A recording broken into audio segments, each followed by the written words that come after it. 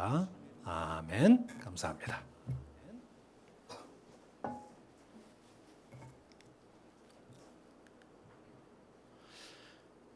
우리 성경 봉독하는 시간입니다. 디모데전서 6장 17절서부터 19절인데요.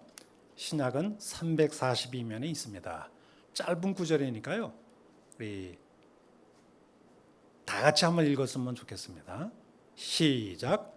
내가 이 세대에서 부한 자들을 명하여 마음을 높이지 말고 정함이 없는 재물에 소망을 두지 말고 오직 우리에게 모든 것을 후히 주사 누리게 하시는 하나님께 두며 선을 행하고 선한 사업을 많이 하고 나누어 주기를 좋아하며 너그러운 자가 되게 하라. 이것이 장래에 자기를 위하여 좋은 터를 쌓아 참된 생명을 취하는 것이니라. 아멘. 오늘 여러분들과 함께 나눌 말씀은 따라서 합시다. 삶의 우선순위, 돈의 문제, 부의 문제, 돈과 재물, 그리고 부의 문제에 있어서 우리의 삶의 우선순위가 어떻게 작동이 되는지 우리들이 한번 생각을 해보고자 합니다. 삶의 우선순위를 어디에 두느냐 하는 이 질문은 우리 신앙생활에 아주 결정적으로 중요합니다. 우리 짧은 인생에 모든 것 다 할 수가 없거든요. 그 사람의 가치관에 따라서 가장 중요한 걸 먼저 하게끔 돼 있어요. 돈에 궁극적인 가치를 두면 돈 버는 데 혈안되겠죠. 하나님에게 삶의 우선순위, 궁극적인 가치를 두면 하나님의 일에 우선순위를 두게 될 것입니다. 자, 그런데 이 돈, 맘모니즘의 위력이 대단하죠. 맘모니즘은 배금 숭배 사상인데요. 우리 현대 사회를 움직이는 모든 것들은 다 돈으로 움직입니다. 그런데 성경을 가만히 들여다보면 이런 말씀이 있어요. 우리 한번 다 같이 예수님 말씀을 한번 읽어볼까요? 시작. 한 사람이 두 주인을 섬기지 못할 것이니 혹 이를 미워하고 저를 사랑하거나 혹 이를 중히 여기고 저를 경히 여김니라. 너희가 하나님과 뭐를요? 재물을 겸하여 함께 섬기지 못한다. 여러분, 이 섬긴다고 하는 것은 종이 주인을 섬긴다라고 할 때 쓰는 용어예요. 근데 우리는 사실 하나님의 종 아니에요. 그러니까 하나님을 섬겨야 되는데 그 하나님의 자리에 뭐가 들어있는 거예요? 재물이 딱 올라가 있는 거예요. 어떻게 보면 하나님과 재물을 이렇게 대등한 위치에 놓는 것은 많은 사람들의 경우에 돈이 누구처럼 군림한다는 거예요? 하나님처럼, 신처럼 군림한다는 거예요. 아니라고요? 실제 그렇습니다. 돈을 위해서는 사람 죽이기도 하고 살리기, 사기치기도 하고 온갖 짓을 다 하거든요. 자, 그런데 이 삶의 우선순위를 돈과 재물에 두고 살 때 나타나는 굉장히 치명적인 신앙의 문제점들이 있는데요. 성경을 보면 돈과 이 부와 재물에 대해서 굉장히 경고하는 부정적인 구절들이 굉장히 많아요. 헤아릴 수가 없을 만큼 많은데요. 그렇게 많다는 이유가 뭘까요? 이 문제가 우리 신앙생활에 상당히 많은 유혹을 주고 함정에 빠지게 만든다는 것을 우리가 알 수가 있습니다. 자, 첫 번째 문제가 뭘까요? 우리의 삶의 우선순위를 돈과 재물, 부에 두게 될 때 어떤 문제가 있을까? 불신앙적이고 반하나님적이다라고 하는 것입니다. 여기 아까 읽었던 말씀 있죠? 한 사람이 두 주인을 섬기지 못한다. 하나님을 섬기면 돈은 그냥 섬기지 못하게 되고 돈을 섬기게 되면 하나님을 못 섬기게 된다라고 하는 얘기인데요. 그런데 하나님을 신처럼 섬긴다는 것은 하나님을 우습게 경히 여긴다는 그런 뜻을 담고 있어요. 그러니까 아주 불신앙적이라는 얘기죠. 한마디로 말해서 돈을 탐하고 사랑하는 사람치고 신앙적인 사람이 없다는 얘기입니다. 굉장히 반하나님적인 그런 태도를 가지고 살아간다라고 하는 것이죠.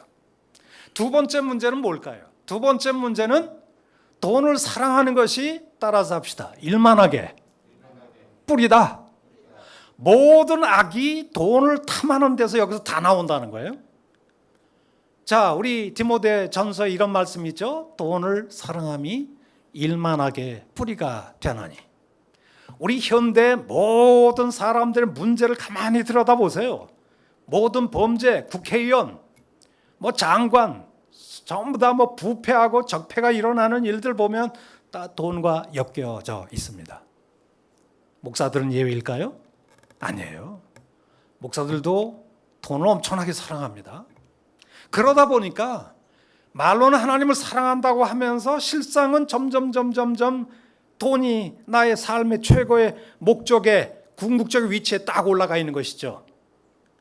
세 번째 문제는 뭘까요? 세 번째 문제점은 신앙이 자라지 못하게 만든다라고 하는 얘기인데요. 돈을 사랑하게 되면 우리 한번 다 같이 한번 읽어볼까요? 시작. 가시떨기에 뿌려졌다는 것은 말씀을 들으나 세상의 염려와 뭐 때문에? 재물의 유혹에 말씀이 막혀 결실하지 못하는 자요. 한마디로 재물의 유혹에 걸려든 사람들은 거의 다 말씀이, 신앙이 성장하지 못한대요. 세 번째, 네 번째 문제는 뭐냐? 결국 믿음에서 떠나게 만든다는 것이죠.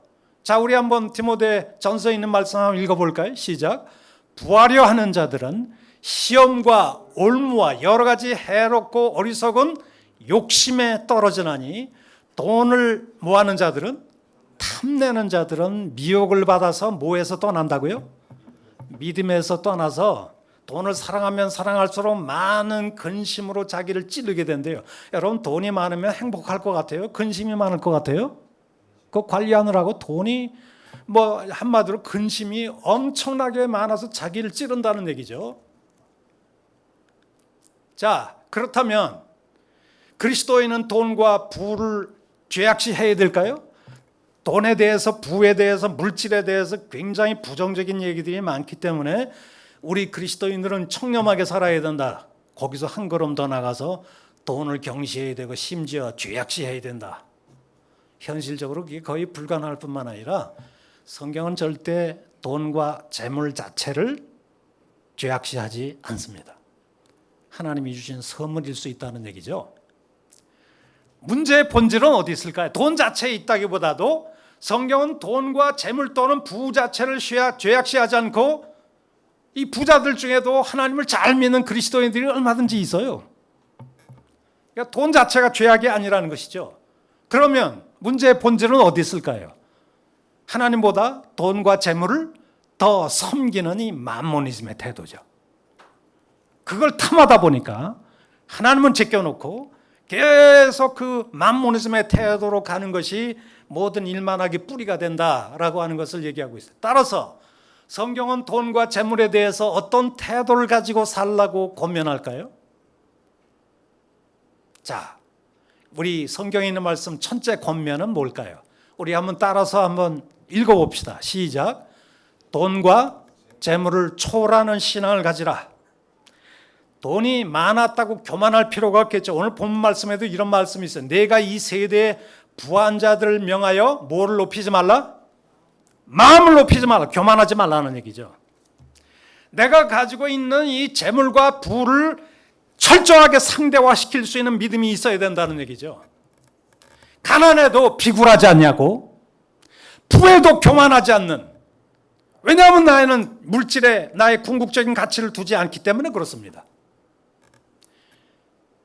홍정열 목사님이 CCC 간사를 하면서 그 CCC 간사들이 무슨 돈이 있습니까?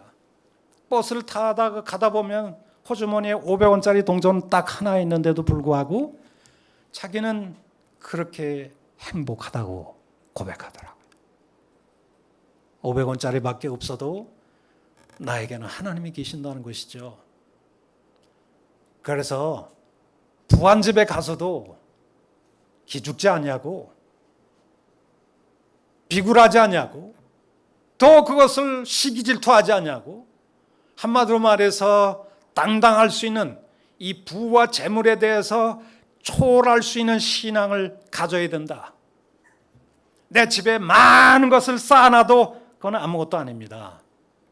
나에게 아무것도 없어도 저는 여전히 부자입니다.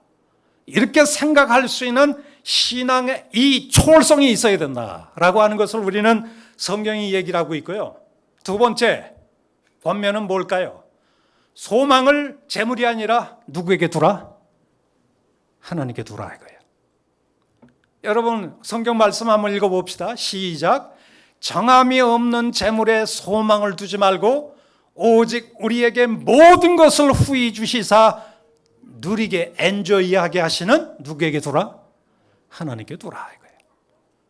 여러분 재물이 정함이 있대요 없대요? 재물은 정함이 없어요.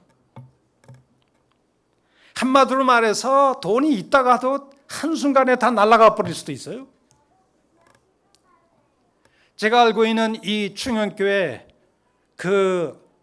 한 아무개 집사님이란 분이 계세요. 믿음이 참 좋으신 분인데 이 직원들만 한 500명이 되는 중견 기업을 운영하시는 분이에요.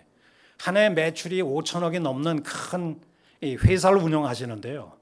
IMF 때 돈을 못 구해가지고 5시까지 돈을 못 구하면 부도 처리가 되는 그 위기에 있을 때 이 은행 저 은행 돈을 꾸기 위해서 틀어막기 위해서 막 다니는데 결국은 아무데도 구하지 못했어요. 시간을 보니까 벌써 6시가 딱 5시가 지나갔는데요.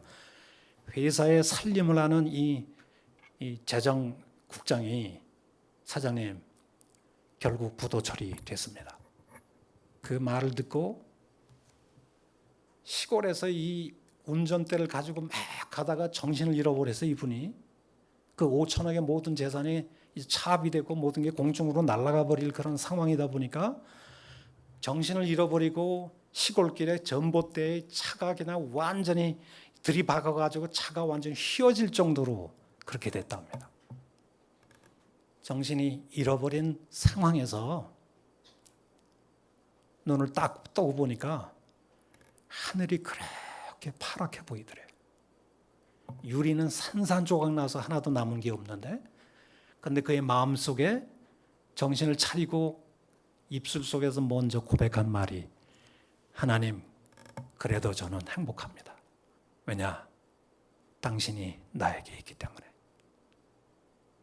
이 위기를 극복할 수 있게 해주신다면 내가 평생에 돈을 벌어서 100교회를 세우겠습니다. 그분이 제가 하는 아마존에 교회를 여러 교회를 세워주셨어요. 지금은 다시 중견 기업을 일으켜서 다시 기적같이 일어나신 분이신데요. 돈을 다 잃어버린 뒤에도 하나님 저는 행복합니다. 당신이 있으면 저는 만족합니다. 이런 신앙이 이게 한마디로 말해서 소망을 재물에 두는 것이 아니라 하나님께 두는 삶이 아닌가 이렇게 생각이 되어집니다. 영국의 정치가 말보로 공작이 있었는데요. 말년에 몸이 쇠약해져 가지고 쇠약해졌는데도 불구하고 마차를 타고 가야 되잖아요. 마차를 타면은 유펜스가 필요한데 그 유펜스를 전략하기 위해서 춥고 깜깜한 밤에 자기 집무실에 집에까지 걸어가곤 했다고 그래요. 이 말보로 공작이. 근데 그가 죽으면서 남긴 재산이 어마지만 영국 파운드로 150만 파운드랍니다. 한 6펜스를 아꼈던 사람이 150만 파운드를 남겼는데 그가 생전에 가장 싫어했던 원수 중에 한 사람에게 재산이 상속되고 넘어가 버렸어요. 자기 원수한테 넘어가 버린 거예요. 여러분 잘 살고 싶어 하는 것은 사람들의 보편적인 소원입니다. 저도 잘 살고 싶어요. 그런데 부자가 되겠다고 하는 목표를 세우고 부자 되기 애쓰다 보면 마음속에 탐심이 생기기 시작하고요. 일단 마음속에 돈에 대한 욕심이 생기면 눈이 어두워질 가능성이 많습니다. 재물은 영구히 소유할 수 있는 게 아니거든요. 계속 끌어모은다 해서 모아지는 것도 아니고 재물을 버는 것도 중요하지만 성경에서는 재물을 쓰는 것이 무진장 중요하다고 얘기를 하게 되어집니다. 그래서 오늘 본문 말씀의 셋째 권면이 뭐라고 그래요? 선한 일을 위해 관대하게 사용하라 이거예요. 돈을 버는 거 중요하지만 여러분 그 사람의 삶의 우선순위와 가치관이 어디 있느냐를 보는 것은 대개 어디서 나타나나요? 돈을 어떻게 쓰느냐를 보면 그 사람의 삶의 우선순위가 어디 있는지를 알 수 있어요. 수전노 같은 사람은 전혀 돈을 안 씁니다. 모으기만 하지. 영국 사람들, 스코틀랜드 사람들이 그렇게 구두쇠래요. 할머니, 할아버지 죽으면 그 매트레스 밑에 돈이, 현금이 그렇게 많이 나온대요. 근데 죽어도 안 써요. 저도 가지고 실감을 했습니다. 영국의 브리지 오브 돈 베프티스트 처치, 제가 유학을 하면서 다녔던 침례교회인데요. 그 목사님이 한국에 나온다는 거예요. 제가 늘 그 교회를 다녔는데 그래서 한때 저를 목회했던 그런 그 담임 목사님이 한국에 온다 그러니까 얼마나 반가워요. 그래서 김포공항에 가서부터 일주일 내내 제가 이렇게 모시고 가이드를 했습니다. 근데 뭘 사 먹질 않아요. 정말 지독해요. 그 배고파서 제가 사드렸어요. 그런데 땡큐 그러면서 잘 잡수시더라고요. 이 스코틀랜드 사람들이 구두쇠라는 것은 제가 그때 느끼게 된 것 같아요. 그런데 오늘 본문 말씀에 뭐라고 얘기했냐면 돈을 가졌다고 교만하지 말고, 그리고 정함이 없는 재물에 소망 두지 말고 모든 것을 후히 주셔서 엔조이하게 하신 하나님께 소망 두면 모든 것을 후히 주신다 이거예요. 하나님이 책임져 주신다는 거죠. 그리고 그 모든 재물을 엔조이하게 하시는 하나님께 소망을 두라, 이렇게 얘기를 하고 있고, 세 번째, 돈이 있었을 때 선한 일을 위해 관대하게 사용하라. 우리 성경 한번 다 같이 한번 읽어볼까요? 시작. 선을 행하고 선한 사업을 많이 하고 나누어 주기를 좋아하며 너그러운 자가 되라. 쉽게 말하면 돈은 잘 쓰라는 얘기죠. 미국의 대기업가였던 윌리엄 콜게이트에 관한 얘기인데요. 그는 15살 때 청운의 꿈을 안고서 고향을 떠나 뉴욕 대도시 뉴욕에 갔습니다. 그는 무작정 뉴욕으로 가는 배를 탔는데요. 아주 공교롭게도 그 배의 선장이 이웃집 노인 할아버지였어요. 그 할아버지가 선장이었는데 이 짐을 갖다가 리크사크를 딱 하나 걸머지고 배 위에 오르는 이 윌리엄을 보고 깜짝 놀라가지고 너 어디 가느냐 이렇게 물어봤던 것 같아요. 근데 윌리엄은 우수에 찬 목소리로 이렇게 대답했습니다. 그냥 나왔어요. 아버지가 나를 더 이상 돌볼 수가 없는 처지이기 때문에 따로 독립하기 위해 이렇게 무작정 나왔습니다. 선장은 윌리엄을 끌어안고 우리 한번 기도하자. 내 가는 길에 하나님이 함께 해주시길 내가 기도해 줄게. 선장이 그래도 믿음이 있었던 것 같아요. 윌리엄의 앞날을 위해 간절히 기도하고 난 뒤에 선장은 내가 인생에 3가지 충고를 할게. 첫째 충고가 뭐냐? 그리스도께 내 마음 전체를 드려라. 그것이 내 삶의 최고의 우선순위여야 된다. 둘째로 내가 앞으로 벌어들이는 많은 소득에서 하나님께 반드시 11조를 드려라. 셋째로 물건을 만들어 팔 때 함량을 속이지 말고 가장 좋은 상품을 진실하게 만들어라. 그러면 하나님이 너를 축복해 주실 거야. 윌리엄은 뉴욕에 들어가서 직장을 찾기 힘들어 방황할 때에도 어머니와 이 노인 선장의 말을 꼭 기억했다고 그래요. 먼저 그는 하나님 나라를 찾기 위해 먼저 교회를 등록을 했습니다. 성실하게 교회를 다녔어요. 그리고 그 뒤에 비누 공장에 취직이 되었을 때 그는 첫 월급을 하나님께 다 바쳤습니다. 하나님 감사합니다. 그리고 하나님께 헌금을 했습니다. 그리고 얼마 가지 않아서 그는 주인과 동업자가 되었다고 합니다. 그리고 나서 주인이 죽게 되자 그는 비누 공장을 인수하게 되었는데요. 너무나 상품성이 좋은 질이 좋은 비누를 계속 만들어내니까 사업이 번창하면서 자기의 약속대로 10의 1조만이 아니라 10의 2조, 3조까지 드리기 시작을 했어요. 그리고 다음에는 더 많은 것을 하나님께 드리게 되었고 나중에는 자기의 생활하는 데 필요한 것만을 남기고 모두 전부를 하나님께 드렸던 사람이 콜게이트예요.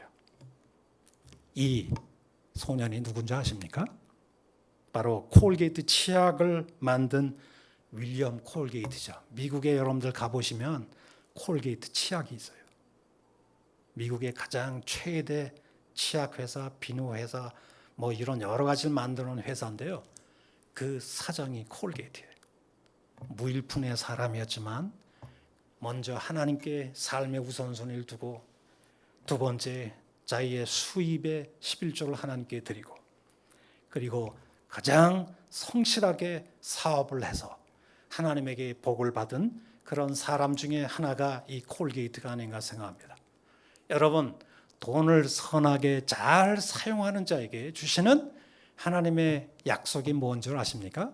우리 한번 열심히 돈을 버는 것도 중요하지만 돈을 잘 사용하는 일은 무진장 중요하죠. 선을 위해 돈을 관대하게 잘 쓰는 사람에게 하나님은 다음과 같은 약속을 주셨습니다. 하나님의 약속은 이것인데요. 한번 따라서 합시다. 시작. 부의 선한 사용은 미래를 위한 뭐라고요? 확실한 투자다.